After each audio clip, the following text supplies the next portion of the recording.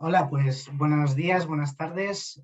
Vamos a dar paso hoy a la presentación del número 62 de la revista Ecología Política, que para quien no esté familiarizada con la revista, es una revista semestral que se lleva editando desde hace más de 25 años.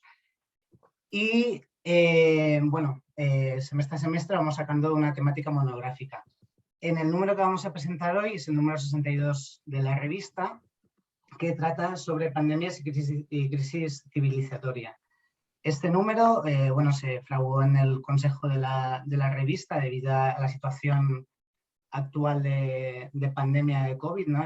Era justamente cuando estaban en los picos más intensos de COVID, y se creía que era una temática de actualidad, por lo que se decidió llevar a cabo este número monográfico, no solo con la intención de abordar la pandemia de COVID, sino con hacer una perspectiva sobre otras epidemias, otras enfermedades que han tenido también relevancia en la historia, ¿no? Para ello pudimos contar con la colaboración de tres editoras invitadas, que son Gretel Navas, Marlene Gómez y Raquel Neira. Ellas tres van a hacer hoy la presentación del número, pero brevemente las introduciré antes y seguidamente pues interactuaremos con ellas para que nos cuenten un poco cómo está estructurado el número y qué podemos encontrar en él, ¿no? Para empezar, Gretel es doctora en Ciencia y Tecnología Ambiental por la Universidad Autónoma de Barcelona. Actualmente ella es investigadora de postdoctoral también en la Autónoma en temas de justicia ambiental y ecología política. También forma parte del grupo de trabajo de ecología política de Avia Ayala, del Consejo Latinoamericano de Ciencias Sociales, CLACSO. Seguidamente, Marlene Gómez es licenciada en Ciencias Políticas y tiene una maestría en Geografía, ambas otorgadas por la Universidad Nacional de México. Está interesada también en temas como los estudios de coloniales y poscoloniales, espacio y género y economía solidaria. Ha trabajado como investigadora becaria en el Instituto de Investigaciones Económicas de la UNAM y como profesora asistente en la Facultad de Ciencias Políticas de la UNAM. En la actualidad está haciendo su doctorado en la Universidad Libre de Berlín en el tema de ecología política feminista. Es también parte de la red UEGO. Finalmente, Raquel Neira es doctora en Sociología de las Políticas Públicas. Es docente del doctorado de Economía en la Universidad Agraria de Lima, investigadora STAN en la Universidad de Granada y postdoc en el Instituto de Estudios Ambientales de la UNACO. Entonces, para esta presentación, una vez presentadas a las tres, habíamos pensado hacer la presentación un poco más interactiva, de manera que voy a lanzar unas preguntas introductorias hacia ellas y van a irlas contestando individualmente. Una vez pasemos esta primera fase de la presentación, haremos un espacio de foro en el cual esperamos la participación también de las asistentes, por si queréis hacer alguna pregunta o interactuar con las ponentes. Entonces, a nivel introductorio, una de las primeras preguntas que voy a lanzar es por qué se decidió utilizar la imagen de la portada, que es el triunfo de la muerte de Peter Bruegel, como la portada del número y por qué es relevante estudiar las pandemias desde la ecología política. Entonces, si alguna quiere contestar. Sí, hola, ¿qué tal? Muchas gracias por estar todos presentes en la presentación de este número. Y como pueden ver en esta imagen que hemos escogido para este número, la escogimos porque pienso que condensa todos los aspectos de una pandemia. Esta es la imagen o el cuadro de la peste del siglo XVI, pintado por este pintor holandés. Como ustedes pueden ver, en la parte centro tenemos un ejército represor, que es lo que ha sucedido mucho en Sudamérica y en Asia con respecto a la población que no podía realizar muchas actividades, estaba completamente encerrada en permanentes estados de emergencia y con mucha represión policial, inclusive militar. En la parte posterior tenemos tierras devastadas, que es lo que también sucede durante la pandemia. Ha habido acaparamiento de tierras, invasiones, asesinatos de defensores ambientales. En la parte muy al fondo tenemos lo que pensamos que son naves incendiadas, algo así como que el comercio internacional también se ha visto perjudicado. En la parte del medio tenemos pues a la población, digamos que es el pueblo completamente revuelto bajo las órdenes de represión y abandonado a sí mismo, ¿no? Sabemos que muchos países latinoamericanos no han tenido acceso a la sanidad, a puestos de salud y que ha habido muchísimos muertos, ¿no? Siendo el Perú el país que tuvo más muertos por habitantes. Tenemos a la mano derecha también un número de cadáveres, de esqueletos, ¿no? Que representa la muerte que trajo toda esta pandemia. Y en la parte baja derecha de la imagen pueden ver ustedes ya las clases altas, ¿no? Que tal vez hayan sido afectadas un poco, están que se defienden, pero sobre todo muy notorio es que siguen la vida como si nada o no les preocupara mucho, representado por dos mujeres que están tocando instrumentos musicales. Por eso consideramos que este cuadro condensaba todos los aspectos de una pandemia.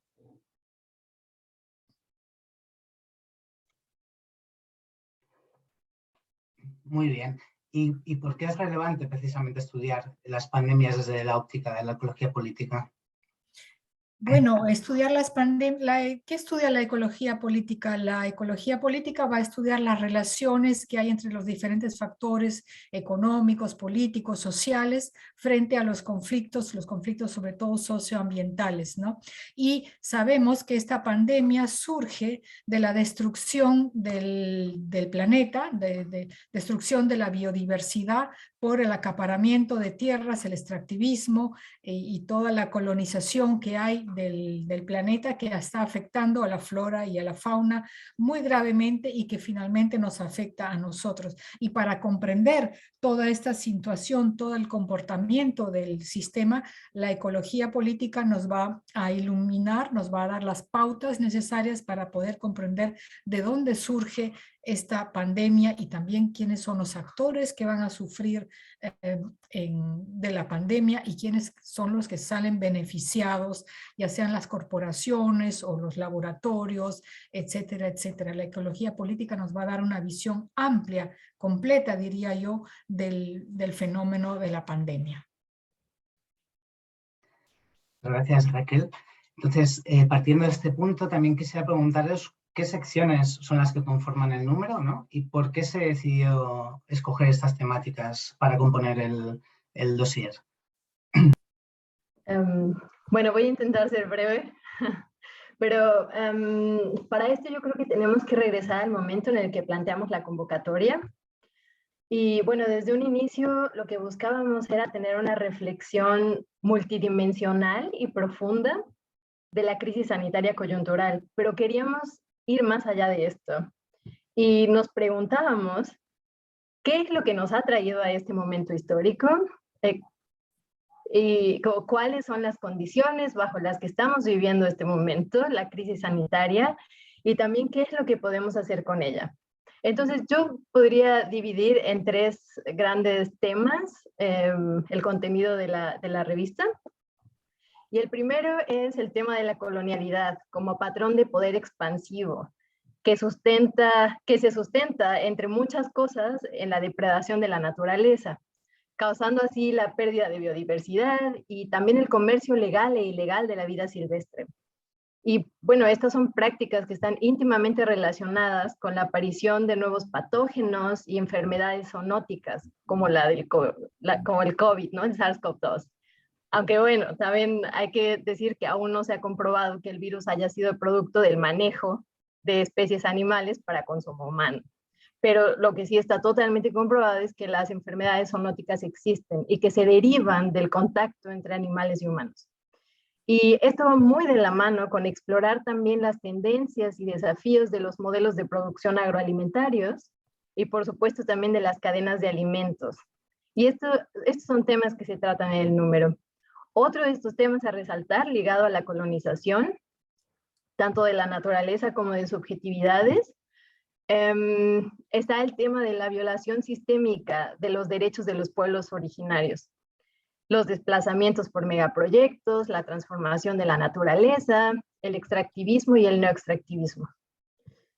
El segundo tema podría ser, o es más bien, el tema de los feminismos. Y aquí la intención es resaltar que la pandemia no es neutra. Es de hecho interseccional y está moldeada por sistemas de opresión y poder, como el sexo, el género, la raza, la clase, la etnia, entre muchos otros, que siempre, bueno, que más bien se agudizaron también con el llamado de quedarse en casa. Y con esto el trabajo de cuidado para contener la pandemia y el trabajo de cuidado a los enfermos, pues también se agudizó. Y también se agudizó la relación de género en el que está imbricada el trabajo de cuidado. Y pues queríamos mostrar que el Estado político, de nuevo se deslindó de alguna manera del proveer un sistema de salud adecuado para contener la pandemia y también para sanar a los enfermos, y relegó este cuidado hacia los hogares. Entonces, buscábamos mostrar la exacerbación de violencias en el hogar perpetuadas por el trabajo de cuidado, pero también por el acoso sexual, prácticas de machismo y por supuesto la continuación de los feminicidios. Un tercer tema es el de las redes de resistencia.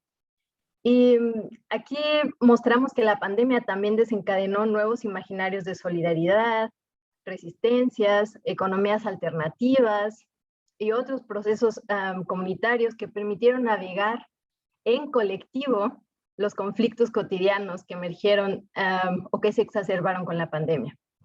Y bueno, nos interesaba también reflexionar sobre propuestas teóricas y metodológicas para repensar la relación salud humano-naturaleza desde perspectivas diversas, como la salud planetaria, la economía ecológica, la ecología política feminista, el decrecimiento, entre otras propuestas.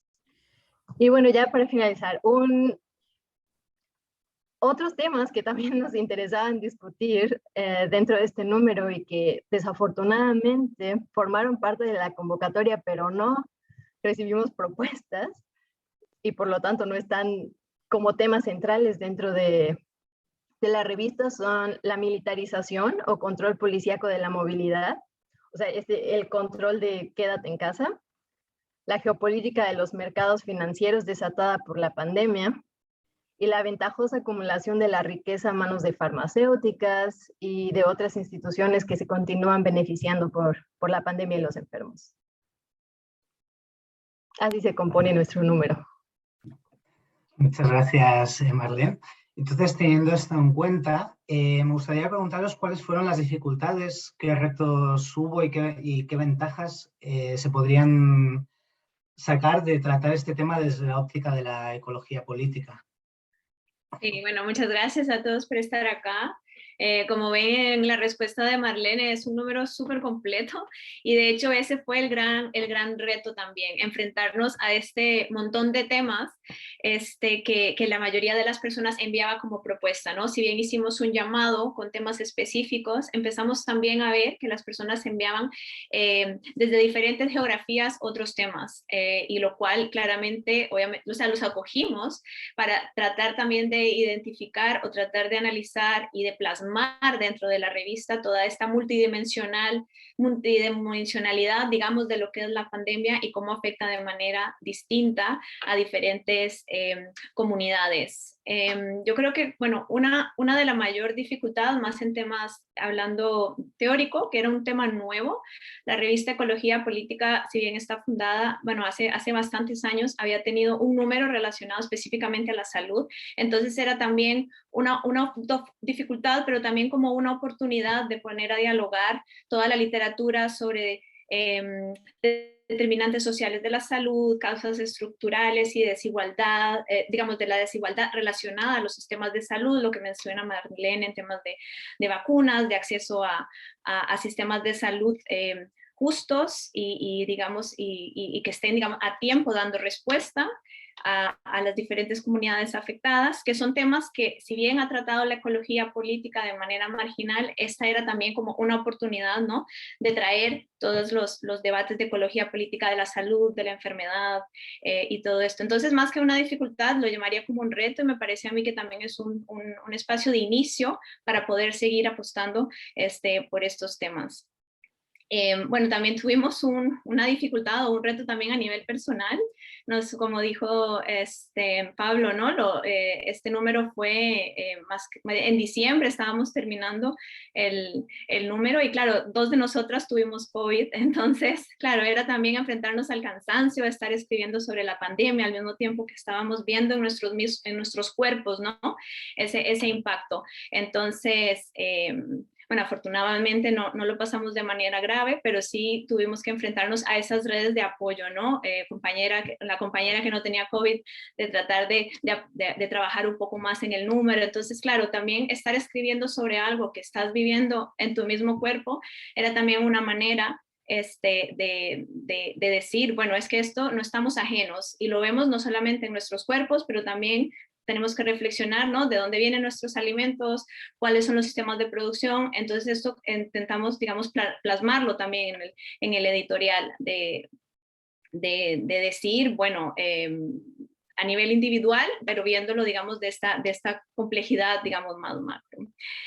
Y bueno, como ventaja, diría que es esto, ¿no?, tratar de repensar la pandemia desde la ecología política, que son, claro, desde la pandemia, cómo nos los venden en la literatura, un tema más médico, un tema más científico-técnico, cuando en realidad el objetivo desde la ecología política es ver y repensar las pandemias como el resultado, digamos, de esa destrucción de los ecosistemas, pero también de esas desigualdades económicas.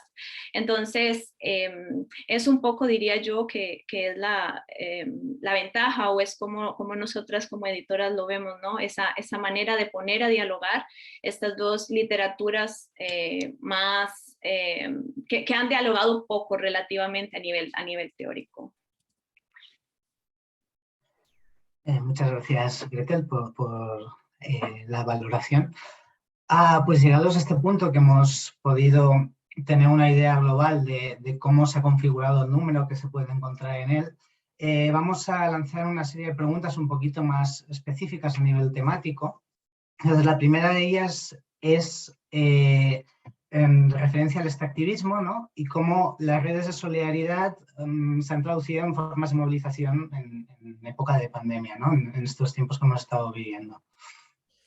Sí, en el caso de Latinoamérica, el extractivismo no se detuvo, al contrario, siguió perfectamente. Lo vemos en la Amazonía y lo vemos con los asesinatos de defensores ambientales que hubo durante toda la pandemia, ya sea en Colombia, en Perú y demás países, ¿no?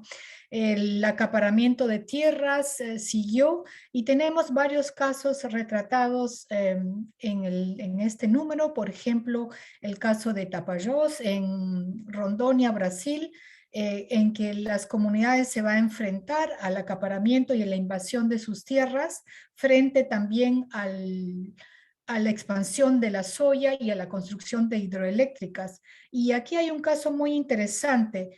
No solamente van a recuperar sus saberes ancestrales para proporcionar asistencia médica, sino también construir redes de solidaridad que van a llevar alimentos a los más necesitados, sino que también se les va a ocurrir, o tienen la muy buena idea de luchar contra la hidroeléctrica instalando unidades fotovoltaicas, pequeñas unidades fotovoltaicas en las comunidades, de manera a poder aprovisionarse ellos mismos de energía.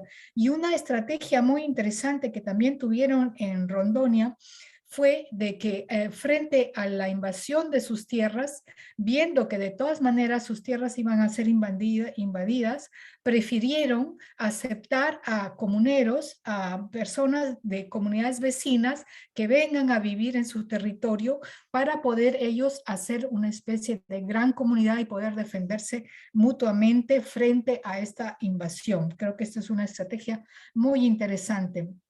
Resaltan también, en el caso de Brasil, la importancia que tuvo el Internet como fuente de información de lo que era la pandemia. No se sabía lo que era el COVID-19 y cómo había que defenderse. Sabemos que Bolsonaro negó en todo momento lo que es la pandemia, no existía, etcétera, etcétera, y no proporcionó ninguna ayuda. En este caso, la Iglesia en Brasil jugó un rol muy importante. En el caso de México, ante la ausencia de facilidades jurídicas, de el levantamiento de todos sus derechos, las comunidades se rearticulan y pasan por encima de las prohibiciones y comienzan a recontactarse entre ellas para poder trabajar juntas y realizan redes de solidaridad, sobre todo frente a las luchas contra el extractivismo, frente a la imposición del Tren Maya, por ejemplo.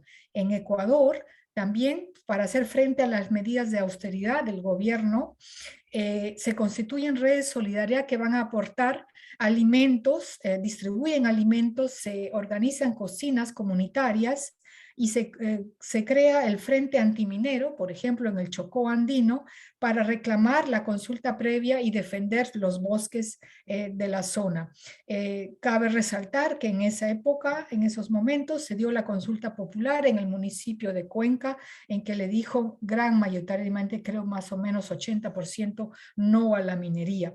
En el caso de Chile y Perú, el artículo que nos habla de la situación de estos dos países, lamentablemente el modelo extractivista se va a consolidar, se va a facilitar aún más la inversión extranjera. La minería va a ser considerada como una actividad imprescindible y va a poder trabajar durante toda la pandemia, inclusive en el Perú, desde el mes de marzo, el día 15 de marzo se declara la pandemia en el Perú y el 17 de marzo, 2 días después nomás, se declara la minería como actividad esencial y las mineras siguen haciendo sus grandes ganancias. Es así que podemos decir que el extractivismo ha continuado, pero que se han podido constituir redes de solidaridad muy interesantes con estrategias muy sostenibles de las cuales podemos aprender y han sabido ellos rescatar su forma de organización comunitaria para hacer frente a la pandemia y a toda la represión que se vivió en nuestros países latinoamericanos. Muchas gracias, Raquel. Sin duda, muchas de las experiencias que están narradas en el dossier pueden servir como a modo de faro, ¿no? como referencia para otras luchas y otras resistencias. Entonces, otra pregunta que os quería lanzar es, antes se ha hablado sobre las pandemias y la relación, bueno, con las enfermedades zoonóticas, ¿no? Quería tratar de profundizar un poco más en esta cuestión. Sí, bueno, debemos decir que esperábamos más artículos en esta línea, pero como dije anteriormente, ¿no? Llegaron una multiplicidad de temas que más bien nos mostraban, ¿no? La complejidad. Cuando lanzamos el llamado, de hecho, pusimos énfasis en este tema y al final recibimos pocos artículos, pero uno que es realmente o que dibuja muy bien lo que está sucediendo, no solamente en el sur global, sino también, digamos, en el norte global. Y es, por ejemplo, la disonancia cognitiva que existe en el sistema económico a la hora de haber vivido una pandemia y al mismo tiempo se apuesta por la expansión, por ejemplo, de granjas industriales. Y este artículo, por ejemplo, de Víctor José Sánchez sobre la expansión de las granjas industriales en España, ¿no? Que es donde estamos geográficamente muchos de nosotros, y la lucha de estos movimientos sociales por prevenir desde hace ya bastante tiempo, antes de la pandemia la expansión de estas granjas, llámese por temas ambientales, por contaminación, por ejemplo, del agua con los purines, en este caso de la industria porcina, el tema también de los olores, ¿no? Todas estas diferentes formas de contaminación a las comunidades locales, pero también cómo se convirtió la pandemia del COVID, cómo se modificó también estos discursos desde las comunidades locales para hablar de zoonosis, que ya estaba en el lenguaje cotidiano, ¿no? De muchos de los movimientos sociales, y verlo también como que era una lucha no solo por el territorio, por la contaminación ambiental local, sino también una lucha contra futuras enfermedades zoonóticas. Como lo digo, bueno, en este caso era la industria porcina, pero hay otros casos también en España que no se mencionan en esta revista, pero es el caso de Noviercas, por ejemplo, bastante sonado, y muchos otros casos, por ejemplo, en Brasil, en China, que, por ejemplo, la literatura le suele llamar CAFO, que es concentrate, digamos, concentración de animales, digamos, en pequeños espacios, ¿no? Y que, bueno, en español algunas personas también le llaman como macrogranjas, que se define como diferente, es decir, varias cabezas de ganado en espacios bastante reducidos. Pero esto también nos lleva a hablar, más allá de enfermedades zoonóticas, también cómo los movimientos por la justicia ambiental, además de lo que ya mencioné, también van más allá, y es también sobre la relación humano y la relación también con los no humanos, llámense animales, ¿no? Entonces también tenemos todos estos discursos que ahora están también en los discursos de los movimientos de justicia ambiental, que son los derechos, ¿no? de los animales, es decir, todos los animalistas, es decir, la trata, ¿no? de los animales en estas granjas. Entonces yo creo que también abre debate para más allá de no pensar las pandemias como algo antropocéntrico, sino también esta relación humano, digamos, no humano, que claramente la estamos viviendo de una manera muy desigual, muy injusta, y que no debemos centrarla, digamos, en nosotros los humanos que vamos a sufrir más pandemias, sino que es algo mucho más global, que tiene que ver también con toda esta ética, digamos, animal, ¿no? Gracias, Gretel.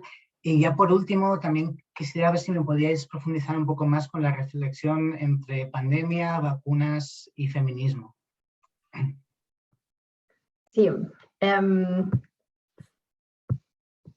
Bueno, recibimos diferentes propuestas. También hubo temas que se quedaron fuera, desafortunadamente, porque no llegaron ya artículos para publicar sobre temas, por ejemplo, de feminicidios o de abuso sexual, pero sí hubo sobre violencia doméstica, y esto se refleja en un tema estudiado en Argentina, por Patricia Agosto, que se titula Viejas y Nuevas Normalidades Pandémicas sobre los territorios y cuerpos de las mujeres. Y este texto nos invita a reflexionar cómo los trabajos de cuidado dentro de los espacios domésticos se refuerzan a través de la desigualdad en el trabajo también reproductivo que se realiza fuera del hogar. O sea, en el momento en el que el trabajo que se realizaba antes en el espacio público se viene hacia el espacio privado, se hace una multiplicidad de trabajos dentro del hogar que recaen sobre todo en los cuerpos de las mujeres.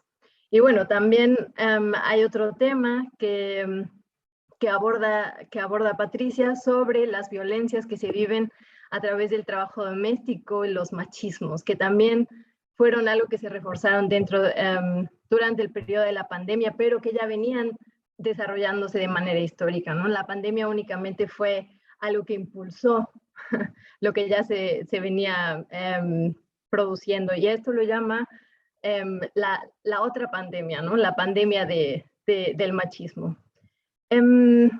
Hay otro tema sobre feminismo, y es sobre la maternidad doble en México, y se refiere a cuidar la vida y el agua en el hogar en tiempos de pandemia.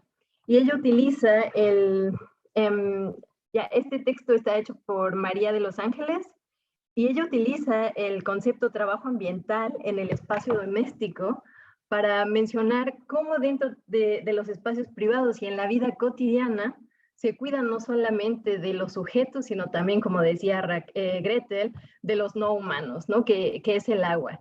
Y ella contextualiza el problema dentro, en el estado de Monterrey, en el norte de México, en donde hay una crisis hídrica muchísimo, que comenzó muchísimo antes de la pandemia y que imposibilita o hace muchísimo más difícil resistir al contagio de las pandemias, ¿no? Porque, bueno, el primer llamado de los estados es lávense las manos, mantengan todo limpio. Pues sí, pero ¿con qué agua, no? Nosotros no tenemos los medios suficientes para poder reproducir nuestra vida de manera adecuada, ¿no? Y protegernos. Hay otro texto también muy interesante que se titula Cuerpos confinados, la imbricada relación entre el cuerpo y la sociedad en situación de pandemia, de Lidia Abel y Tere Puig. Y este es un tema también bastante interesante que nos habla sobre cómo los sujetos dentro de los espacios privados comenzaron a buscar espacios digitales o más allá del espacio físico para poder hacer conexiones colectivas y poder sobrellevar la pandemia de manera no individual, sino generando redes.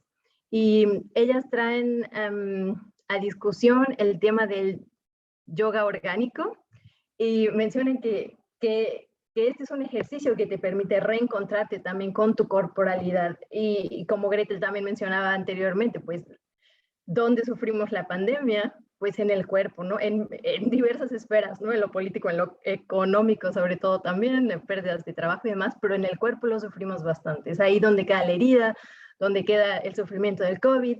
Y pues ellas reflexionan sobre la posición que el cuerpo juega dentro de estas pandemias o dentro de la pandemia del COVID. Y bueno, también hay otro tema que no tiene mucho que ver con el feminismo, pero sí con la naturaleza y el cuidado de la naturaleza. Y es un tema que se titula, es un texto que se titula El COVID cambió la percepción de la naturaleza. Es una pregunta. Y está escrito por Peter van Aert y como 7 más autoras. Y es un texto también muy interesante porque reflexiona sobre el concepto de naturaleza y cómo cambia la percepción que ahora tenemos de la naturaleza a raíz de toda esta narrativa y discursos sobre si la pandemia comenzó, por qué no cuidamos, por qué tenemos un mal manejo de los alimentos, por qué no tenemos una relación equilibrada con el ecosistema, porque tenemos arrastrando una crisis ecológica. Entonces, a través de esta narrativa, a través de lo que estamos viendo mundialmente como problema pandémico, cómo esto nos hace reflexionar de nuevo nuestra relación entre el sujeto y no sujeto, sociedad, naturaleza. Y sí, bueno, esos serían los... Ah, no, un momento. Y hay otro también sobre la pandemia y las vacunas. Este es un texto muy, muy interesante y se titula... ¿Cómo se llama? Ajá, El ciclo de la exclusión farmacéutica, pandemias, vacunas y daños globales. Y está escrito por John Gómez Garamendia. Y este es un texto súper interesante porque más que un ensayo, es como un reto y también es una expresión de desenfado, de disgusto. Y lo que está haciendo es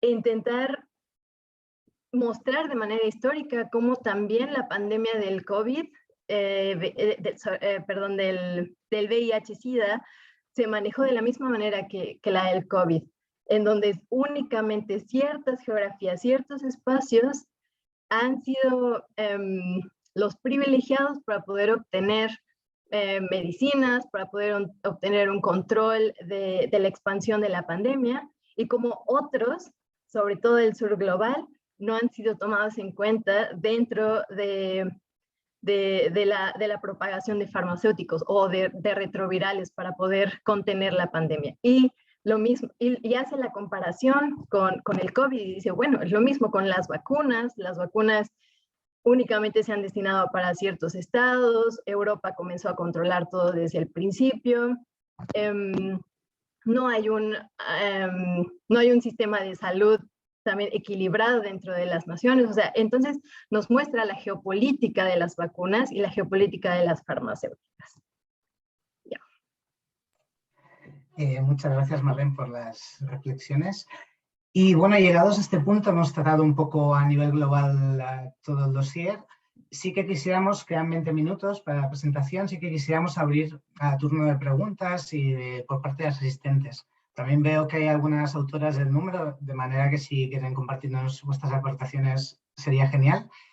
Para pedir turnos, abajo, si conocéis Zoom, abajo hay un botón de reacciones y hay uno de levantar la mano. Entonces, si levantáis la mano, os voy dando turnos de palabra. ¿De acuerdo?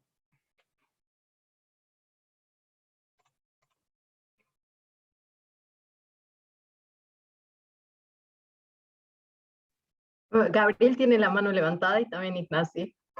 Eso es, gracias, que no lo veía. Pues si quieres participar. ¿Qué tal? Buenos días, buenas tardes, depende de qué latitud nos acompañen. Primero, muchas gracias por este ejercicio. Era muy meritorio que la revista, este número, tuviera un espacio, una presentación tan afortunada como lo han hecho Marlene, Raquel, Gretel y por supuesto Pablo en el acompañamiento de todo este tiempo. Tuve la fortuna de escribir un texto justamente sobre la urgencia de la ética ambiental, ¿no? Mi formación es economista, ¿no? Entonces desde ahí hay una visión extremadamente sesgada en cuanto a la visión de los problemas ambientales y la economía, ¿no? Se ve como un problema de externalidades, como un problema de desajuste de precios, ¿no? Es decir, los problemas ambientales es un problema de precios.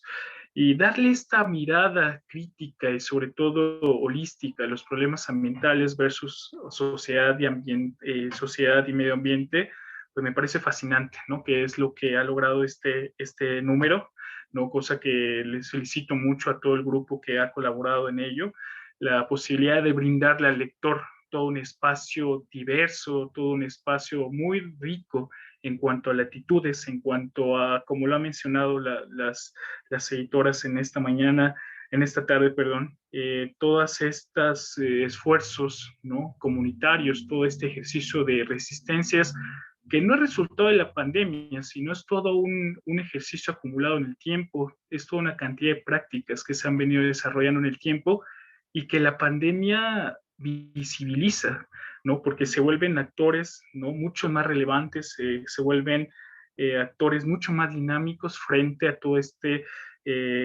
complejo escenario que la pandemia produce, ¿no? Así que felicito mucho porque desde una perspectiva de la ecología política, que es el punto común que nos vincula, ¿no? A todos quienes tuvimos la oportunidad de participar, lo que permite es visibilizar actores que normalmente son ocultos, esfuerzos que se tienen y que no son tomados realmente en cuenta, y sobre todo las posibilidades de dialogar en otro nivel, ¿no? Normalmente desde el ámbito académico se piensa en una sola política para arreglar las cosas, y sin embargo lo que ofrece esta revista son múltiples niveles de debate, ¿no? Y de actores y visibilizaciones y de geografías, que eso es muy interesante.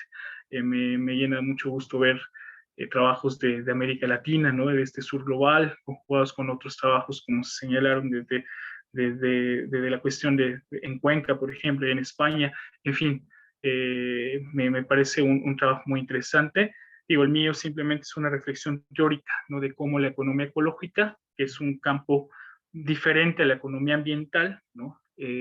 Proporciona todo un campo analítico, ¿no? Para poder integrar una relación más cercana o adecuada entre economía, medio ambiente y sociedad, y hablar sobre esta teoría del valor no antropocéntrica, es decir, reconocer el valor de todo lo no humano dentro de la misma teoría económica, ¿no? Eso es un elemento que intenta avanzar en este camino, ¿no? Y simplemente es eso, retirar mis felicitaciones y una cuestión que me interesaría lanzar en esta discusión. A partir de estos excelentes trabajos que hay aquí, me surge mucho la pregunta, ¿qué pasa con el Estado, con la función del Estado en general? ¿No? Porque pareciera que se vuelve como las respuestas comunitarias las únicas alternativas. ¿Lo es así? La pandemia demuestra una fragilidad del Estado en el cual la respuesta viene más allá de alianzas cooperativas, demuestra una frágil calidad del Estado de la intervención. El Estado es un impulsor de esta tragedia ambiental. Yo creo que es una buena reflexión personalmente, ¿no? Que me deriva después de leer los artículos. ¿Qué pasa con la función del Estado? ¿Fue un impulsor? ¿Es una barrera?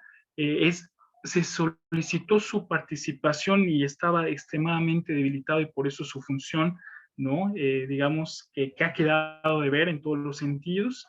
Las respuestas comunitarias o estos ejercicios, ¿no? Propios, ¿de qué manera se vinculan? ¿No? Es una pregunta en cuanto a reflexión, ¿no? Decir que a mí me deriva y bueno, pues saber qué es lo que opinan y nuevamente felicidades por este gran trabajo, ¿no? Muchas gracias, Gabriel, por la pregunta y por la reflexión. También tiene la mano levantada Ignacio. No sé si queréis, aprovechamos estas dos preguntas que las enlazamos juntas y después las respondemos en conjunto. Gracias, Pablo. También empezar por dar las gracias a las editoras invitadas al número. Ha quedado un número excelente y no puedo más que agradecer vuestro trabajo. Mi pregunta, yo no soy para nada experto en el tema, por tanto mi pregunta es muy general. Como sociedad, ¿hemos aprendido algo de esta pandemia? Uno de los artículos, ya lo habéis mencionado, decía que tal vez nos había cambiado la percepción de la naturaleza. Ahora Gabriel también se cuestionaba el papel del Estado, ¿no? Mi pregunta abarca ambos temas y va más allá, ¿no? Hemos aprendido algo de esta pandemia. ¿Qué nos quedará? Es decir, aparte de la adopción de las teleconferencias, del trabajo no presencial en los que tenemos la suerte de poder hacerlo, etcétera, ¿nos va a quedar algo más? ¿Estamos más adaptados o menos ante posibles nuevas epidemias que puedan darse en el futuro? Gracias. Muchas gracias, Ignasi. Pues si queréis dar respuesta, Marlene, Gretel, Raquel.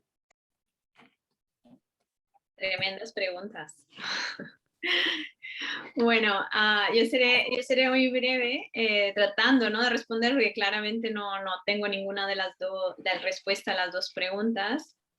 Muchísimas gracias, Gabriel, por enviar, ¿no? tu reflexión. Y yo creo que también algo con lo que ha intentado ya a nivel teórico, ¿no? Como persona que ha estado estudiando ecología política hace algunos años, es esa ausencia de la teorización del Estado. La ecología política normalmente, o como bien lo dijo Raquel, ¿no? Analiza o ha analizado, digamos, los conflictos ambientales y se ve también como Estado como un ente homogéneo. Ahora, sin dialogar mucho, por ejemplo, con teoría del Estado y ecología política, por ejemplo, que son esfuerzos que yo creo que a nivel teórico hay que tratar de entender cómo la ecología política entiende el Estado y cómo el Estado como ente heterogéneo se vuelve un actor también dentro del tema de las relaciones de poder, ¿no? Y también en los conflictos ambientales. Ahora, lo que vemos con la pandemia, para mí, es como un resurgimiento de un Estado más bien autoritario.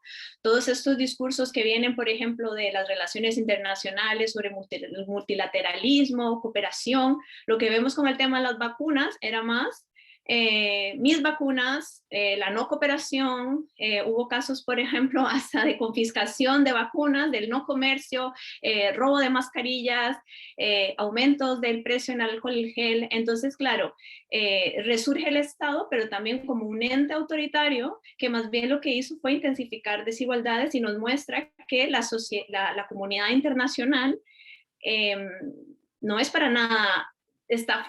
para nada fundada en el multilateralismo, ¿no? No se vio cooperación, lo vemos ahora, no se ve cooperación entre vacunas del norte con el sur, en las épocas más difíciles de la pandemia, más bien, digamos, resurgió el capitalismo tratando a la escasez de alcohol en gel aumentaron los precios. Entonces, claro, ver también el Estado en esta época de crisis, cómo resurge, no como un espacio de control, sino más bien de poder y de intensificar desigualdades, ¿no? Es súper, súper interesante. Y bueno, con el tema de Ignasi, me atrevo a responder. Bueno, yo creo que algunos aprendieron y otros se beneficiaron y otros no aprendieron nada. Por ejemplo, yo creo que sí se instala dentro del discurso global, ¿no? Este tema o sea, resurge el tema de la salud y la naturaleza como algo sumamente intrínseco. De hecho, lo vemos también en la academia, por ejemplo, cómo han surgido debates, no solamente desde el tema ambiental, sino también la salud está ganando mayor debate. Entonces, a la hora de hacer investigación, la salud ambiental, la salud planetaria, la salud global está calando mayor. Entonces yo creo que es algo que podríamos ver en un futuro, ¿no? Como la salud se convierte ya no un tema solamente de médicos y doctores, epidemiólogos, sino es un eje transversal en todo tipo de ciencias, en todas las ramas, digamos, universitarias. Eso por un lado. Y ahora como sociedad, bueno, yo creo que también o quiero ser optimista en ese sentido, que empezamos a valorar mucho más la vida antes que el capital, ¿no? Y yo creo que muchas de estas redes de cooperación o de resistencia que surgen desde abajo, desde las comunidades, claramente se van a mantener y se van a fortalecer para construir espacios, ¿no? que hagan frente no solamente a otra pandemia, sino que hagan frente a proyectos, digamos, que llevan a la desigualdad y a la contaminación. Entonces yo creo que muchos de esos resurgimientos de redes de solidaridad se van a mantener y claramente pueden, digamos, llegar a construir un mundo mucho más, bueno, sí, más solidario. Esa sería un poco mi reflexión.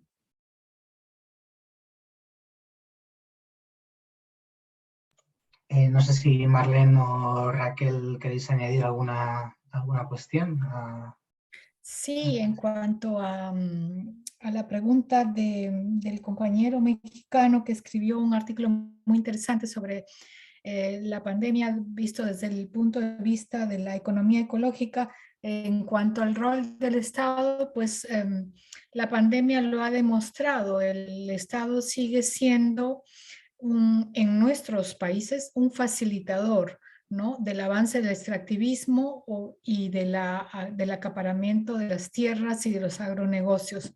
No ha cambiado de perspectiva y no ha mejorado en nada. No creo que en ninguno de nuestros países haya un mejor servicio de salud o que haya cambiado algo. Por ejemplo, en el caso de Perú, a pesar de tener un nuevo gobierno, se habló mucho, se dijo mucho, pero no se hizo nada. Al contrario, se ha retrocedido mucho, ¿no? Se acaban de votar 100.000 vacunas porque ni simplemente no se planificó de tal manera que se pudieran aplicar en niños. En ese caso eran niños. Entonces el Estado sigue siendo un facilitador y ha mostrado pues que también es un gran represor. En este caso ha sido capaz de reprimir todo un país, toda una nación, ¿no? Con sus estados de emergencia. Y en que si hemos aprendido algo, yo pienso que estamos más o menos en la misma situación que antes, que los que ya estábamos comprometidos, seguimos siendo comprometidos, estando comprometidos, y las comunidades, todos aquellos que han construido redes de solidaridad, ya tenían esa base, ¿no? Ya tenían por su misma colectivización de su manera de vivir, han tenido eso y han podido recuperar tal vez de una mejor manera y ojalá puedan mantener eso a lo largo del tiempo. Pero creo que la gran mayoría ha vuelto a vivir, ha comenzado a vivir nuevamente como antes de la pandemia, ¿no? Y tenemos también una preocupación muy grande que el número, no hemos recibido artículos sobre ese tema, pero sobre la salud mental, ¿no? Ahora nos están hablando de tal vez una nueva problema de salud y yo creo que si viene un nuevo problema de salud, las personas ya no van a ser capaces de soportar toda esta represión, todo ese sistema, ¿no? Agobiante, muy agobiante. Gracias. Sí, yo quisiera añadir también algo. Si hemos aprendido algo, yo creo que hemos aprendido o hemos notado que el capitalismo puede lucrar con absolutamente todo y puede lucrar con la salud, puede lucrar con la vida y puede lucrar también con la muerte.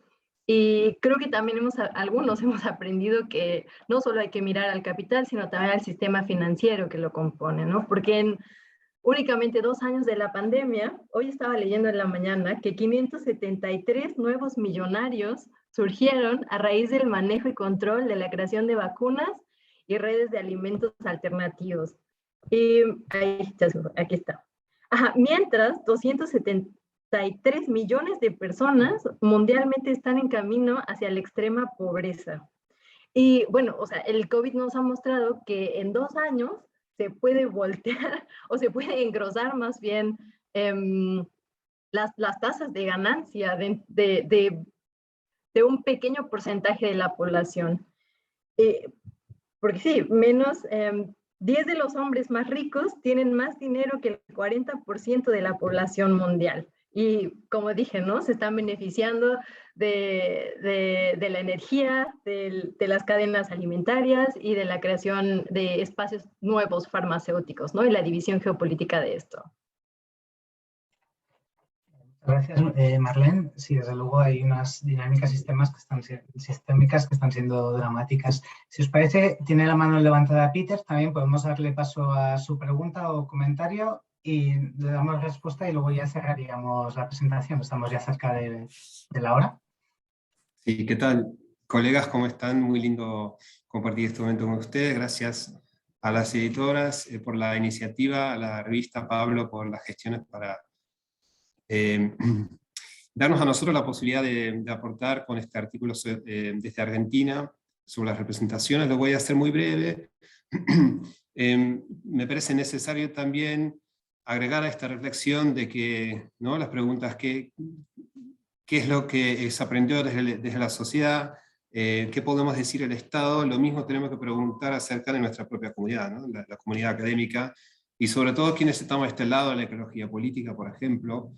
Yo creo que una de las cosas que por lo menos a mí me dejó el trabajo que hicimos nosotros, esta esperanza que nos generó dentro de la tragedia, obviamente, que fue la pandemia, ¿no?, de ver de que quizás esto es una oportunidad, ¿no?, de reconceptualizar un poco la relación entre humano y naturaleza, de poder salir de los dualismos, de poder entender que si no hacemos cambios, ¿no?, en nuestras propias prácticas, estas tragedias volverán a suceder. Los resultados de la investigación que hicimos, preliminares todavía, fueron un poco decepcionantes, porque las personas en confinamiento, que es en esas condiciones cuando nos acercamos, no mostraron, digamos, una reflexión profunda sobre esto. Y yo creo que en parte podríamos encontrar ahí una tarea para nosotros mismos, ¿no?, de que tenemos que volvernos todavía mucho más activos en el plano de lo político. Quizás no nosotros, que ya estamos atravesados por esto, pero digamos, afianzar, profundizar en esa militancia, por la lucha, digamos, los significados, ¿no? Porque la primera pregunta que surgió cuando apareció la pandemia es de naturaleza ontológica, ¿no? Tenemos que nombrar ese fenómeno que era totalmente nuevo. Y la narrativa que se instaló, digamos, enseguida, obviamente fue propicio a los intereses dominantes, ¿no? Esta mirada, no solamente se reforzó la idea dualista, hablando de la pandemia, ¿no?, la naturaleza, ¿no?, y la humanidad, sino además se instaló esta idea de guerra, ¿no?, un discurso muy bélico que la sociedad humana siendo víctima, ¿no?, de algún fenómeno natural que nos está queriendo extinguir. Bueno, esta es una narrativa, obviamente, que no va a posibilitar ningún cambio conceptual, ¿no?, para quienes consumimos los medios en estos meses. Ahí me parece que tenemos una tarea muy fuerte desde nuestra propia comunidad de tratar de estar mucho más activos en esas discusiones que son de índole netamente político, ¿no? Solamente eso. Gracias. Muchas gracias por la aportación, Peter. Si no queréis añadir alguna cosa más, Marlene, Raquel o Gretel, daríamos por cerrado la presentación. Yo solo quería mencionar esto que menciona Peter, ¿no? El rol de los medios de comunicación. No recibimos ningún artículo en relación a esto, pero claramente fueron los que marcaron la pauta de todo lo que tenía que ver el estrés, o sea, el estrés, ¿no? De las personas en sus casas, que lo único que tenían para informar era estos medios de comunicación, que como lo dice Peter, bueno, aquí desde el lado de Europa, en Europa fue bastante guerra, o sea, bastante un discurso de guerra, ¿no?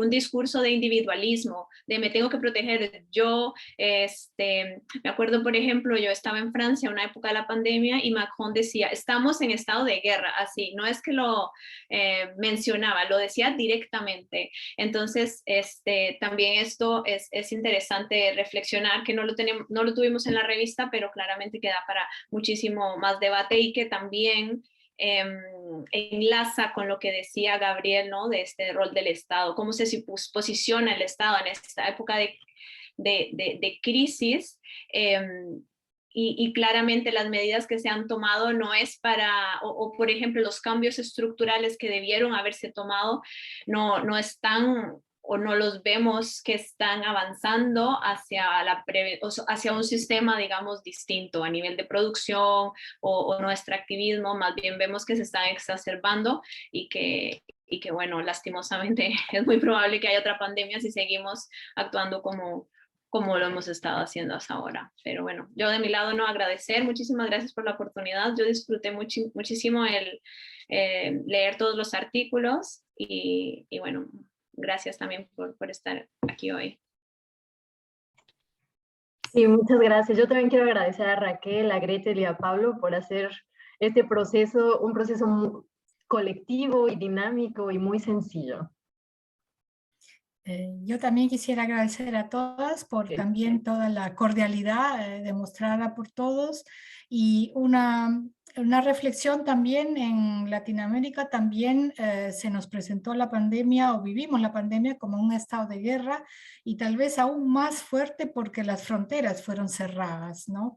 Y por ejemplo, en el caso de Perú, el transporte, todo el transporte fue suprimido. Entonces, las personas que se encontraban en una ciudad, en un lugar, no podían regresar a sus lugares de orígenes, lo que creo que ha sido absurdo, pero ha sido dramático también, ¿no? Habían centenares de personas caminando, atravesando los Andes, inclusive a pie. Los únicos que podían desplazarse eran los transportistas de alimentos y de otras materias. Todo lo que era transporte público estaba completamente prohibido. Entonces, se llegaron a medidas tan absurdas, pero represoras, ¿no? Y que demostraba que el Estado en realidad podía hacer y deshacer con nuestras vidas completamente. Yo creo que han quedado tantas preguntas abiertas o tantos temas interesantes abiertos que tal vez habría que pensar en un segundo número sobre la pandemia. Gracias a todas y a todos.